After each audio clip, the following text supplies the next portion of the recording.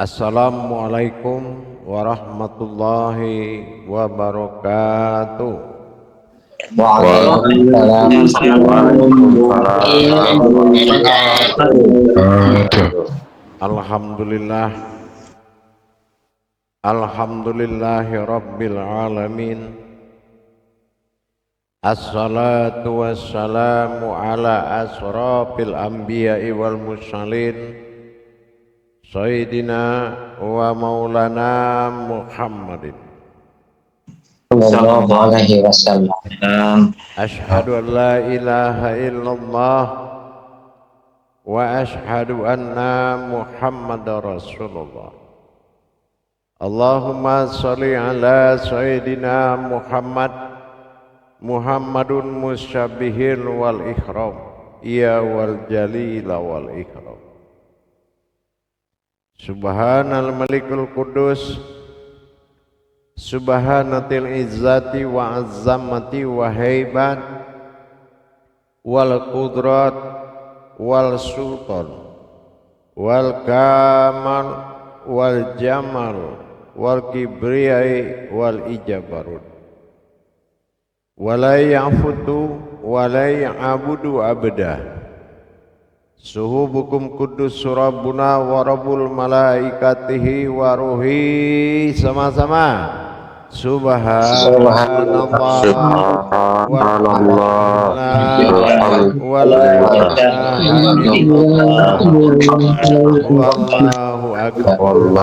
akbar. Bersyukur kita kehadirat Allah dengan mengucapkan alhamdulillahi rabbil alamin atas segala limpahan karunia rahmah dan hidayahnya, serta izin dan ridhonya juga kita dapat menjalankan amanahnya bertolabul ilmi, beramal dan beribadah dunia akhirat, zahir dan batin. Bersalam kita tidak akan pernah dilupakan. Marilah sama-sama kita sampaikan kepada junjungan kita, Nabi Allah, Nabiul Akhirul Zaman, Rasulullah Muhammad sallallahu alaihi wasallam. Atasnya kalimahnya kita kalamkan bersama-sama dengan membacakan Allahumma sholli ala sayyidina Muhammad wa ala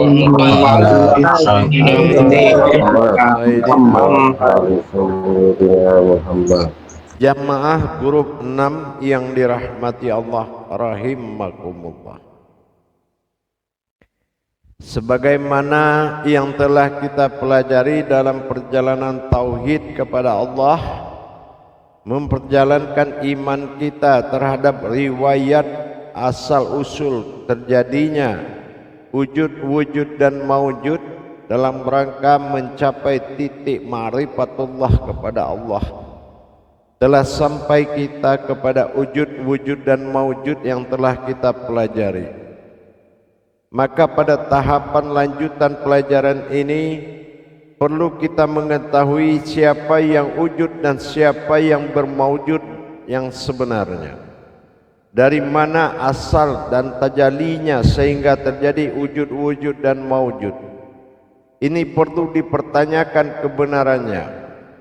Untuk itu dalam hukum tauhid tercapainya kebenaran itulah sangat mendukung segala kebenaran untuk dasar beribadah kepada Allah. Sebagaimana kita telah mengkaji perjalanan wujud maujud ini, maka kita lihat law mahfudznya, yaitu di mana perjalanan ini di dalam Al-Quran dan tajalli seperti apa sehingga terjadi kaji wujud dan maujud. Pertama kita harus melihat dulu kedua titik, yaitu tentang sebuah wujud dan maujud ini dalam tingkat wujud dan maujud, yaitu pada tingkat dua alif yang kembali kepada titik dinamakan wujud dan wujud. Pertama kita melihat perjalanan kajian itu secara tersurat. Kita lihat alif aftar yaitu zahir pada maujud yaitu pada alif yang tersurat. Yang kedua, kita melihat dari alif yang tersirat disebut dengan ba'dal, yaitu sebuah wujud. Alif bersatu dengan zahir dan batin, yaitu alif aftar dan ba'dal. Bertajali alif itu secara aftar zahir, dia bertajali kembali kepada asalnya titik. Alif berangkat menuju huruf ya, menjadi titik satu di huruf ya. Begitu juga pada ba'dal, alif tersirat bertajali kembali menjadi titik awal mula jadi, yaitu ke titik kedua pada huruf ya. Titik inilah yang melahirkan sebuah wujud yang disebut dengan huruf ya. Huruf ini terjadi dari kasroh atau dinamakan tajali batin atau bi, asal usul dari tulisan itu. Jadi dengan adanya sebuah wujud huruf ya, ini adalah mewujudkan sebuah kulimah yang zahir, dinamakan kulimah la ilaha illallah menjadi zahir, yang alif ba'dal menunjukkan kulimah Allah yang itu bersifat, yaitu diri al-haqullah atau diri batin. Nyata sudah wujud yang tampil diri sifat yang terlihat sebagai pantulan berwujud kulimah alam dan kulimah diri yang telah bermaujud. Dalam perkara maujud ini maka ternyatalah, yaitu rukun pertama disebut dengan ada pada alif tersurat. Dalam hal ini jadilah kedua ini perjalanan sebuah kodrat yang bermaujud dalam kulimah yang berbentuk diri sifat dengan kodrat ada. Setelah kita lihat kembali, setelah keberangkatan dua alif tersebut meninggalkan posisinya pada awal huruf hijaiyah, apa yang terjadi? Yang terjadi adalah kekosongan. Kekosongan ini yang dikatakan tiada. Tempat alif berdiri dua alif tadi ditinggalkan suatu tempat yang dinamakan tempat tiada. Tiada inilah yang dikatakan ada. Apa yang dikatakan tiada? Dia katakan tiada itu adalah la. La itu adalah lam alif yang kita pernah pelajar, yaitu lam bernobat kepada ha dan alif bernobat kepada domah u menjadi hu. Itulah yang aku dalam kodrat tiada. Maka dalam lanjutan tersebut ada aku yang ada, yang menjadi wujud yang maujud pada ya, dan ada aku yang tiada. Yang tiada ini yang dikatakan wahidatul wujud, yang ada ini yang dikatakan wajibul wujud. Dalam tajali aku pada yang ada dan aku pada yang tiada, maka jatuhlah kajian ini menjadi aku di dalam aku. Aku adalah wujud yang ada berupa kodrat, dan aku pada wujud tiada berupa kodrat yang tiada. Yang tiada itulah yang ada. Dalam penjadian kiblat tersebut, dua kodrat ini adalah kodrat aku wujud yang ada, yang disebut aras kursi dan keramat, bertajali 9 langkah menjadi zohir pada kodrat iradat ilmu. Itu adalah kodrat yang bersifat aku pada yang ada. Setiap yang ada tetap berakhir kepada yang tiada. Yang tiada ini yang dikatakan dengan diri tunggal, yang dikatakan wahidatul wujud, yang tidak memiliki siapapun, tetapi di tiada itulah yang ada. Dengan demikian jelas sudah perjalanan tadi. Dikala yang ada ini ada, itu maka berwujud pada kodrat aku pada yang ada. Siapa yang menjadikan yang ada? Hanya dirikulah yang menjadikan diriku sendiri. Ini dinamakan kodrat yang tiada, yang bersifat mustahil. Karena wujud dari kodrat mustahil ini adalah kodrat yang mewujudkan wujud aras atau ada. Mustahil dengan zahir yang terlihat pada wujud-wujud dan maujud berakhir pada sebuah kekuatan yang menghidupkan, yang menggerakkan semua kodrat yang zahir tersebut. Persoalannya, apakah yang bergerak ini tidak ada yang menggerakkan. Kalaulah semua yang bergerak menjadi Tuhan, terlalu banyak yang akan kita sembah. Daun bergerak, air bergerak, semua yang bergerak itu adalah kodrat yang digerakkan. Yang wajib dan yang terjadi, yang wajar dijadikan sembahan adalah kepada kodrat yang menggerakkan. Yang menggerakkan ini adalah sifat aku dalam kemustahilan aku. Jadi di dalam sebuah wujud ada terjadinya wahidatul wujud, di dalam wajibul wujud. Inilah yang menjadikan kalaulah kamu ada, kamu akan tiada.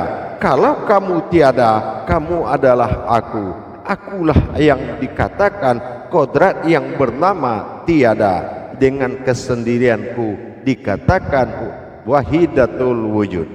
Dan kamu ada tetapi berupa kodrat. Ini yang kodrat yang wajib nyata, dinamakan wajibul wujud. Tetapi dengan adanya kamu mengartikan sudah ada tanda-tanda kamu akan tiada. Setiap yang ada berakhir kepada tiada. Kalaulah tiada ini memang tidak ada, kemana kita akan kembali? Apakah kita akan kembali menjadi suatu hayat yang bergantungan, yang tidak jelas wujud dan wujudnya? Maka yang tempat kita kembali dikatakan kepada tiada. Kalaulah tiada ini mawujud pada wujudnya sendiri, sesungguhnya kamu ada, aku tiada. Artinya yang dikatakan aku tiada, akulah yang ada. Karena setiap yang ada akan tiada. Nah, inilah yang dikatakan sifat wahidatul wujud kepada yang mustahil disebut dengan yang menggerakkan. Sementara aku pada aras tajali 9 langkah, sesuatu yang digerakkan. Nah, inilah terjadinya kesempurnaan tadi. Sebuah maujud yang dijadikan digerak atau bergerak dengan kodratku sendiri, aku pada kodrat asal muasal semua terjadi. Tetapi yang menjadikan dan yang menggerakkan semua ini berkodrat daripada kemustahilan. Siapa yang mustahil, itulah sejatinya diri keakuanku sendiri. Aku dijadikan diriku sendiri. Aku yang menjadikan aku. Ini yang dikatakan aku di dalam aku. Insya Allah. Coba kita ambil kepada muzakarahnya. Salu muzakaratun fil jami'ati rahimakumullah.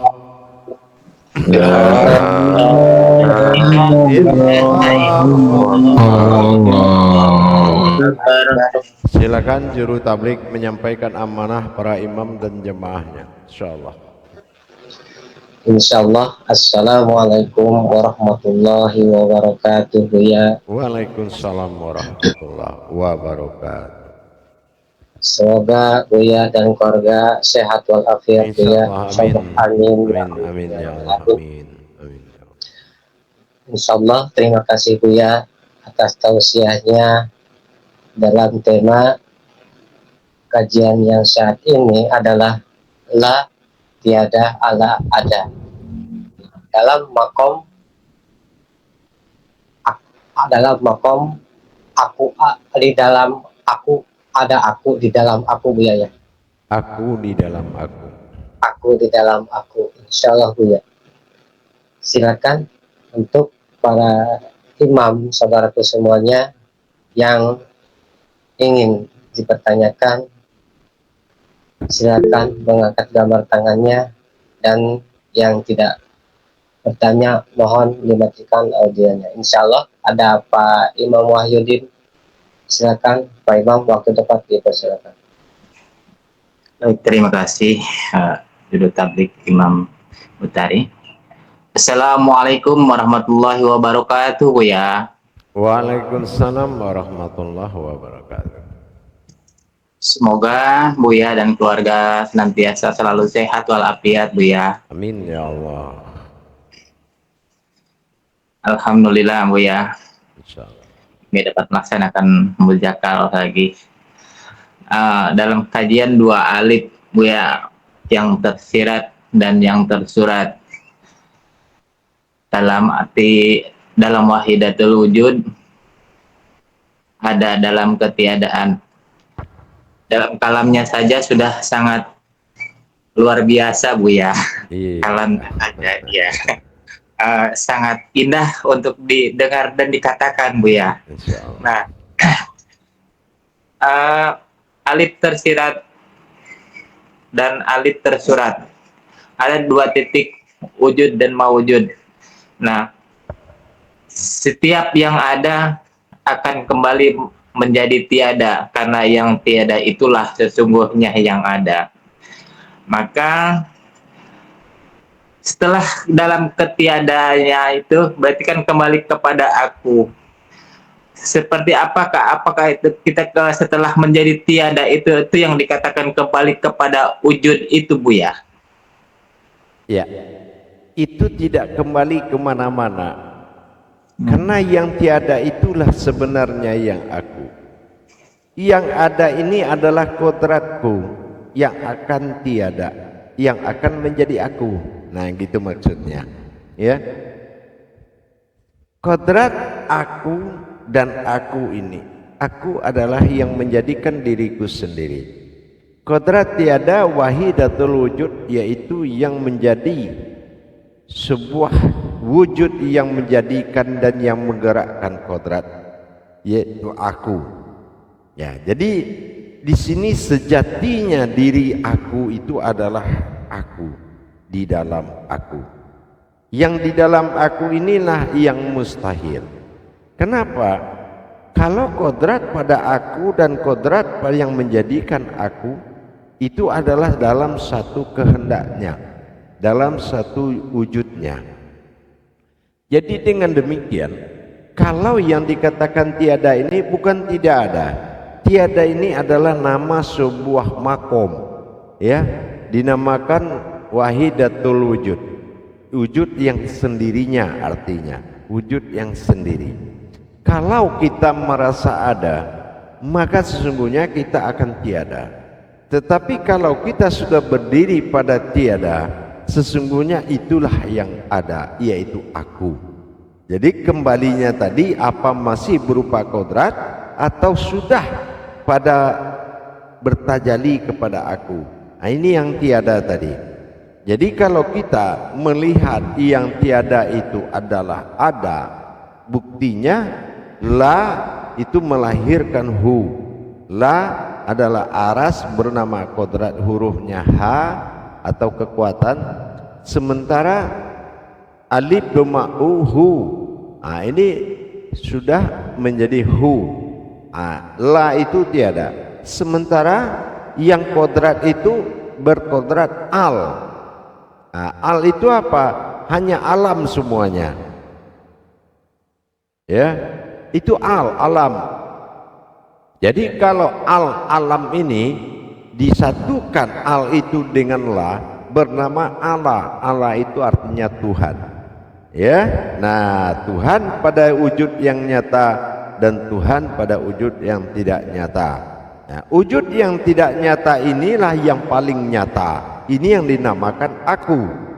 Jadi kembalinya kodrat ini menjadi aku kalau seseorang itu merasa tidak ada atau yang menggerakkan. Kalau kita merasa menggerakkan, bahwasanya kita sudah sampai kepada sifat wahidatul wujud yang menggerakkan wujud, ya. Tapi kalau kita merasa bergerak sendiri, sesungguhnya kita masih baru berupa kodrat. Nah, ini yang dituju oleh 2 alif tadi, ya. 2 alif, alif aftar yang nyata menjadi alam sir nyata, dinamakan kulimah alam dengan kodrat la ilaha illallah. Sementara pada kodrat alif badal yang tidak nyata titik kedua adalah menjadi kulimah Allah, saripatinya zat Allah itu sendiri yang menjadi kodrat sebuah wujud. Nah, ini yang dinamakan penampakan atau diri pantulan. Ini yang dikatakan diri sifat. Kodratnya ada, makanya wujud itu bernama ada. Nah, wahidatul wujud, sebuah wujud yang berdiri sendirinya dengan ketunggalannya. dengan ketunggalan dirinya sendiri. Kalau ketunggalan kodratnya, dia yang menguasai semua kodrat. Tetapi kalau ketunggalan aku, itu dinamakan wahid yang menggerakkan sir halus di dalam yang halus. Itu yang menggerakkan jantung batin wujud awal mula jadi, menggerakkan seluruh alam. Nah, kalau yang tiada ini tidak menjadi ada bagi seseorang, berarti dia akan ada yang akan tiada. Tapi kalau dia merasa tiada, tidak ada dia lagi melainkan wujud wahid tunggal yang dia dirinya itu adalah wahid tunggal, atau dikatakan dengan wahidatul wujud, maka dia adalah orang yang menggerakkan, bukan orang yang bergerak. Demikian, paham? Insya Allah paham Buya, alhamdulillah. Di antara kodrat demi kodrat, dari kodrat wahidatul wujud ke wajibul wujud, itu akan ada tajalli 14 gerakan. Dari wujud ke wujud nanti terjadi 14 gerakan tajalli lagi. Dari wujud ke maujud terjadi 14 gerakan tajalli. Nah, ini akan kita jadikan nanti gitu ya, di pada suatu saat yang akan datang. Tapi jelas sudah kamu mengambil kesimpulan, kamu ada atau tiada. Nah gitu ya. Makanya aku dalam kedudukan dan prasangka hamba-hambaku, nah, diri yang diwujudkan oleh dua alif tadi, ini yang dikatakan diri kehambaan ya. Diri kehambaan pada aftar alif yang nyata, itu diri yang memohon, diri yang mengabulkan permohonan, diri badal yang jadi dari alif tersirat, ini menjadi diri hamba, diri yang mengabulkan. Makanya keumatan itu, siapa engkau? Hamba Allah. Ditanya ketuhanan pada wujud kedua, siapa engkau? Hamba Allah. Nah ini jawabannya sama. Nah, ini akan terjadi prasangka yang akan kedudukannya akan kita pakai dari dukodrat yang dua tadi. Dan berkesimpulan yang terlihat itu adalah kulimah yang tidak bisa diberi nama. Paham? Insya Allah Buya. Baik, silakan. Terima kasih Buya atas pemaparannya. Insya Allah. Assalamualaikum warahmatullahi wabarakatuh. Waalaikumsalam warahmatullahi wabarakatuh. Alhamdulillah, terima kasih Pak Imam Wahyudin atas pertanyaannya, dan syukur Buya atas penjelasannya. Insya Allah silakan para imam yang lainnya saudaraku untuk bertanya, silakan mengangkat gambar tangannya.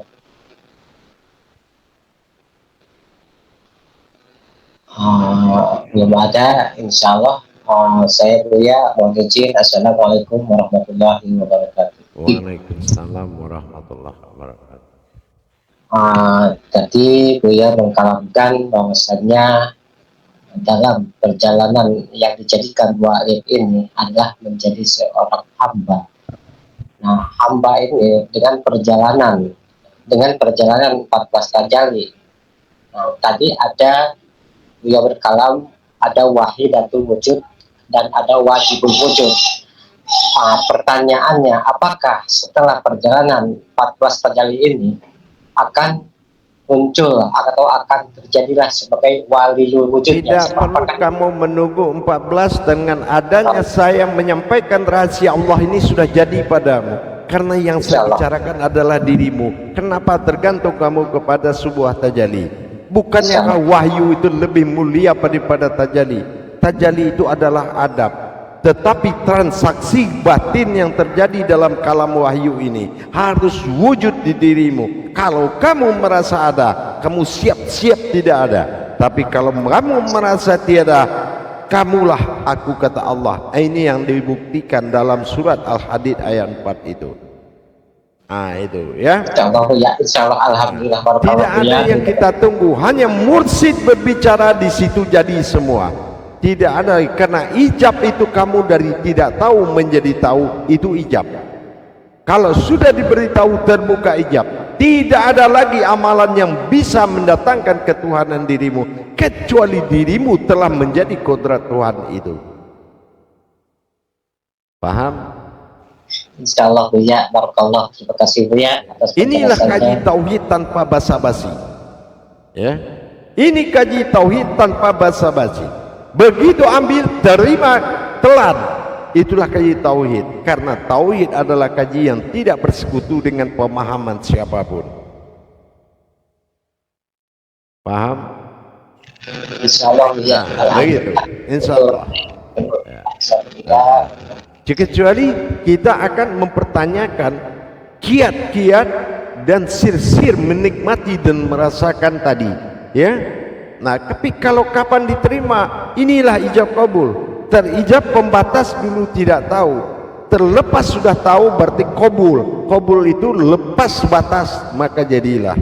Ini yang dikatakan yang dikaji itu yang mengaji, ya. Yang dikaji itu yang mengaji, itu kebenaran di atas segala kebenaran. Tajalli adalah adab. Gitu. Insyaallah ya, alhamdulillah. Barakallah. Terima kasih Buya, Syekh Guru. Masyaallah, subhanallah. Iya. Insyaallah, terima kasih Buya. Assalamualaikum warahmatullahi wabarakatuh. Waalaikumsalam warahmatullah. Masih ada yang bertanya? Silakan. Saudaraku, insyaallah ada Pak Imam Rajudin. Silakan Pak Imam Rajudin, waktu dekat dipersilakan. Silakan. Assalamualaikum warahmatullahi wabarakatuh Buya. Waalaikumsalam warahmatullahi wabarakatuh. Semoga Buya dalam keadaan sehat walafiat selalu beserta keluarga. Insyaallah, insyaallah. Mohon izin Buya kalau salah dalam pemahaman ini tadi, ada yang saya tangkap tadi alif abtar dan alif ba'dal itu menjadi titik pada sebuah ya, huruf ya. Nah, jadi kalau ya ini kan kalau di dalam kita nih ke hati Buya, itu mungkin tanggapan saya. Jadi di sini mungkin ingin karena pusatnya di hati, jadi mungkin kiat-kiat merasakan ada dan tiada tadi Buya. Demikian. Kalau tingkat ia itu sudah pada pencapaian kolbi dan sulbi. Kalau kodratnya wujud itu bukan kolbinya manusia, karena tidak ada kaji wujud yang pakai nama, tidak ada kaji wujud yang dikasih nama, dan tidak ada kaji wujud yang bernama. Artinya qalbi yang dimaksud adalah diri kita, inilah qalbinya Allah, ya. Diri inilah Ka'bah, ya. Jadi tidak ada lagi yang dinamakan qalbi kita. Kalau qalbi kita isinya di bawah wujud, yaitu fisiri, fizat, dan fisifat.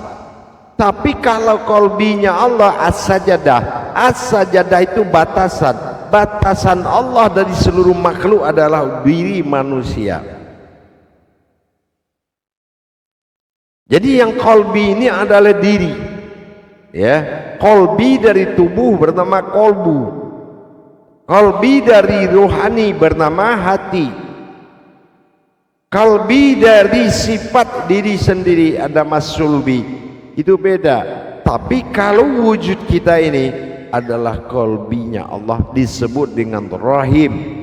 Ar-rahim itu adalah makom sifat, atau dikatakan mubarakah, rumah yang bisa berbicara, rumah yang bisa menolong orang, rumahnya yang bisa jadi pencarian. Jadi kolbi adalah dohir, sifat daripada Allah. Itu yang dinamakan ya, karena ya itu semua huruf berasal dari kasroh tajali, ya. Kasroh itu adalah berasal dari bi itu adalah tajali batin. Jadi yang dinamakan ya kolbi itu, kolbu adalah suah wujud sir dari alif abtar, wujud sir dari alif ba'dal, ya, yang berdiri menjadi sebuah wujud yang bernama kulimah Allah.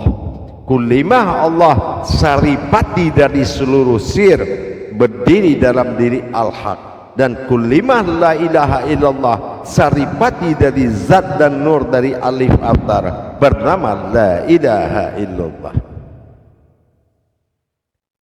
Inilah kulimahnya dari kalimah, kalimahnya yang tenggelam menjadi titik, yang wujudnya adalah kulimah, saripati dari yang berwujud. Paham? Insyaallah Bu ya. Terus yang kedua tadi Bu ya, kiat-kiat untuk merasakan ada dan tiada tadi Tidak bagaimana? ada kiat selagi kamu terima dengan hatimu dan kamu jadikan jadi, ya. Karena ini ibarat api dengan bensin. Apapun bacaan kamu melarang ini terbakar, kalau dipertemukan dia terbakar. Allah tidak minta pertolongan siapapun untuk menjadikan ilmunya, tetapi jadilah kamu ilmunya tempat pertolongan dari semua orang. Tidak ada kiat di sini. Yang penting paham dan mengerti. Gitu yang penting. Tidak bisa kiat-kiat dilakukan karena sudah ada tajalli khusus dalam tauhid yang tidak berpihak kepada pemahaman siapapun. Mengerti? Insyaallah Bu ya, terima kasih. Assalamualaikum warahmatullahi wabarakatuh. Waalaikumsalam. Waalaikumsalam warahmatullahi wabarakatuh. Alhamdulillah, terima kasih Pak Imanuddin atas pertanyaannya dan syukur mulia atas penjelasannya. Insyaallah masih adakah saudaraku Pak Imam semuanya yang ingin bertanya? Silakan.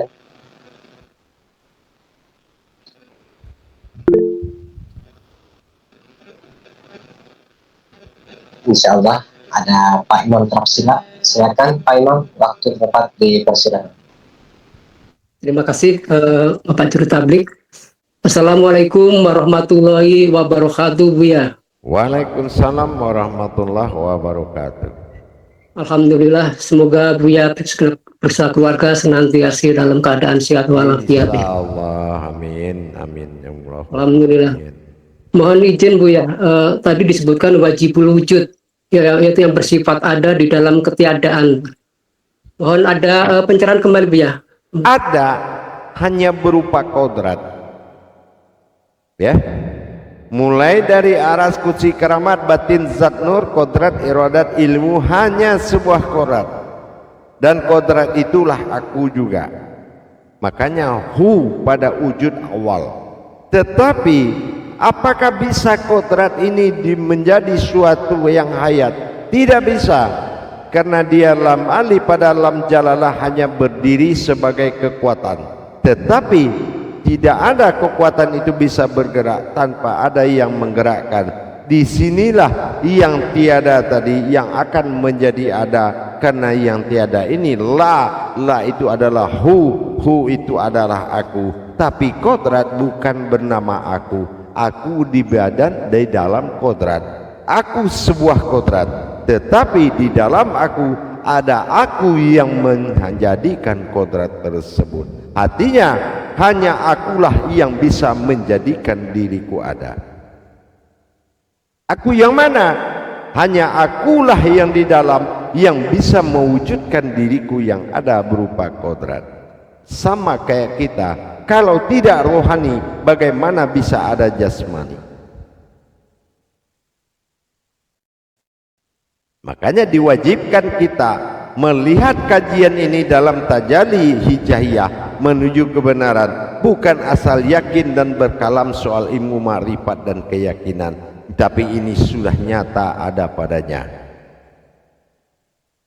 Ya, kalau kita kaji mana udah jelas alif sudah berangkat dua-duanya menjadi sebuah wujud, kembali kepada wujud menjadi titik dalam ya, masih kita lihat siapa yang tinggal. Yang tinggal itu adalah wahidatul wujud, yang tiada. Yang tiada itulah la, yang la itu adalah aku. Maka wujud yang ada ini, apabila wujud itu ada, berarti wujud itu berasal dari tiada. Kalau wujud itu tiada, maka dia akan ada. Tapi kalau wujud itu masih ada, berarti wujud itu akan tiada. Kalau dia tiada, berarti dia akan menjadi aku. Begitu. Nah, itu makanya ada bahasa la maujudun illallah. Ya, kalau orang merasa dia yang bergerak tapi tidak ia menggerakkan, maka dia jatuh kepada wujud tunggal dari aras atau adanya kodrat. Tetapi kalau dia merasa menggerakkan atau fi'il, yang bergerak adalah af'al, kan dia berdiri pada af'al, dia adalah beriman kepada yang bergerak. Tapi kalau dia fi'il, beriman kepada yang menggerakkan, maka dia sudah memakai wujud tiada. Kalau dia sudah melihat dia tiada, yang ada hanyalah wujudnya, yang tiada itu semata, maka itulah aku yang ada. Tapi kalau kita merasa ada, maka kitalah yang akan tiada, gitu ya. Tapi kalau kita sudah merasa tiada, maka kitalah ada yang akan tidak pernah tiada. Maka jadilah kodrat itu menjadi aku, gitu. Paham? Insya Allah Buya, alhamdulillah. Syukran Buya. Assalamualaikum warahmatullahi wabarakatuh. Waalaikumsalam warahmatullahi wabarakatuh. Terima kasih Pak Imam Fapsila atas pertanyaannya. Insya Allah Buya atas syukran atas penjelasannya. Insya Allah silakan, masih ada gimana para imam saudaraku. Insya Allah ada Pak Imam Mulyono, silakan Pak, dipersilakan.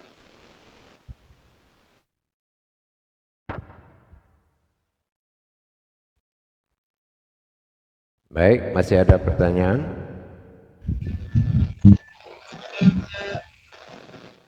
Baik, kalau tidak ada pertanyaan, saya kembali 10 menit lagi. Assalamualaikum warahmatullahi wabarakatuh. Waalaikumsalam warahmatullahi wabarakatuh.